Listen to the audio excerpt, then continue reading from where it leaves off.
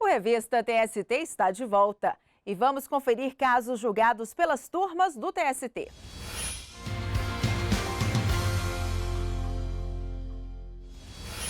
A gente começa o giro pela sexta turma.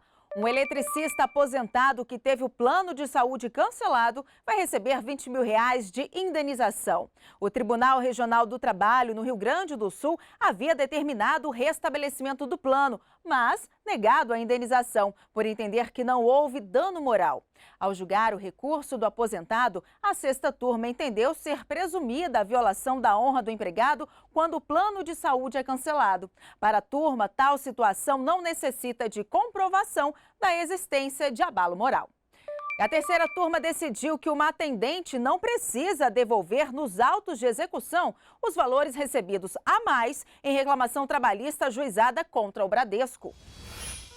A ex-empregada atuou no Banco Bradesco de 2006 a 2014. Ela recebeu cerca de R$4 mil a mais do que havia sido calculado na ação trabalhista. Por essa razão, foi determinado em primeiro grau que fosse restituído o valor à empresa. O Tribunal Regional do Trabalho da 2ª Região, em São Paulo, manteve a sentença. A profissional recorreu ao Tribunal Superior do Trabalho. Disse que os valores recebidos a mais não poderiam ser cobrados nos próprios autos da execução, uma vez que foram recebidos nos exatos termos homologados pelo juízo executório.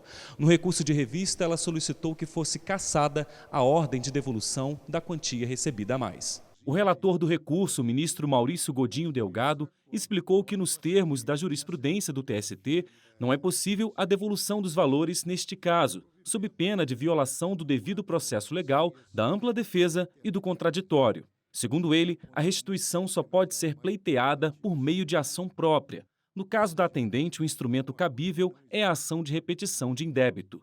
A decisão foi unânime.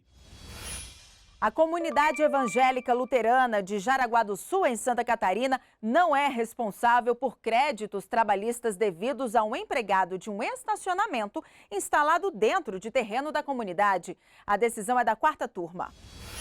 O Tribunal Regional do Trabalho da 12ª Região, em Santa Catarina, havia reformado sentença e condenado a comunidade evangélica luterana de Jaraguá do Sul. Para o TRT, o grupo deveria pagar subsidiariamente as dívidas trabalhistas de um atendente do estacionamento instalado em hospital de propriedade da comunidade evangélica. Na reclamação feita à Justiça, o profissional disse que a comunidade evangélica era a real empregadora e beneficiária do trabalho dele. O caso chegou à 4ª turma do TST depois que a comunidade evangélica entrou com recurso de revista.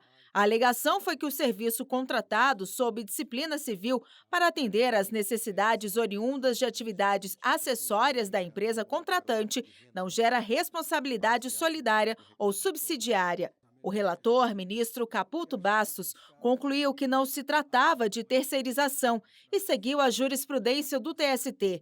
No entendimento do tribunal, a condenação subsidiária não é possível quando evidenciada a existência de contrato mercantil entre as partes. Em decisão unânime, a turma entendeu que a proprietária do terreno não é responsável por créditos trabalhistas devidos ao empregado do estacionamento.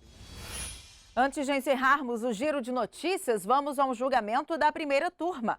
Uma auxiliar de serviços gerais que descobriu que estava grávida depois de pedir demissão vai receber verbas do período de estabilidade. Ela também conseguiu converter a demissão em dispensa sem justa causa.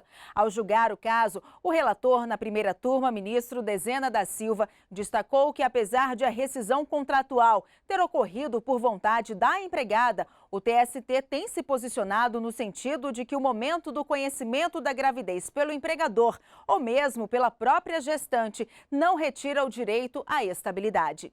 E não deixe de assistir a essas e a outras notícias na página do TST no Facebook. E aproveite para comentar as decisões, como fez o Ricardo. Ele escreveu: perfeita decisão, protegidos os direitos da mãe e da criança.